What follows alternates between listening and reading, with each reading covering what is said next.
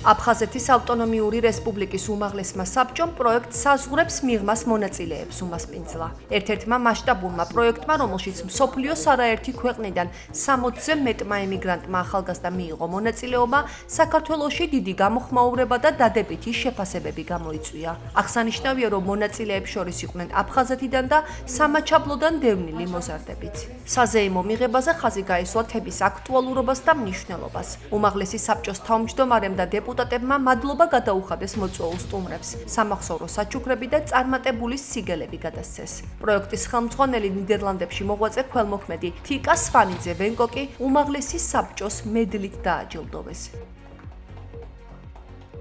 მქონდა ბედნიერება დავსწრებოდი რამდენიმე ღონისძიებას და იყო ძალიან შთამბეჭდავი, ძალიან ემოციური.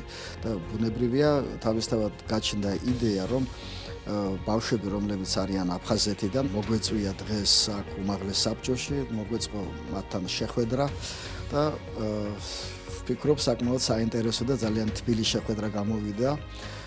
მათ ისაუბრეს თავიანთ პრობლემებზე, ჩვენც ასევე უთხარით რით ვართ დაკავებული, რას ვაკეთებთ, როგორია მომავალი, როგორ უნდა ვითანამშრომლოთ სამომავლოდ და ასე შემდეგ. უდიდესი მხარდაჭერა გვაქვს ყოველთვის, ყველა პროექტში, რაც კი გაგვიხორციელებია 2017 წლიდან უმაღლესი საბჭო ჩვენს გვერდით არის და ბატონი ჯემალ გამახარია.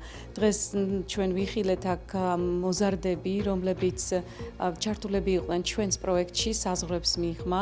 იმედი მაქვს მომავალ წელს უფრო მასშტაბურ პროექტებს ვამზადებთ, გვექნება გასვლები როგორც საზღვარგარეთ, ასევე ვიმედოვნებ, რომ შევძლებთ აფხაზეთშიც თამაშს ჩვენი სპექტაკლების.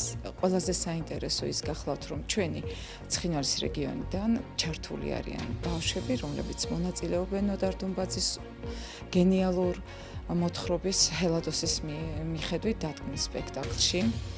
რაც ყველაზე მეტად მნიშვნელოვანია ჩემთვის როგორც ცხინვალის რეგიონის წარმომადგენლისთვის. დღეს ძალიან კარგი დღე იყო, მომეწონა და იმედია კიდევ იქნება ასეთ პროექტებში და გავუცნო ასეთ კარგ ადამიანებს.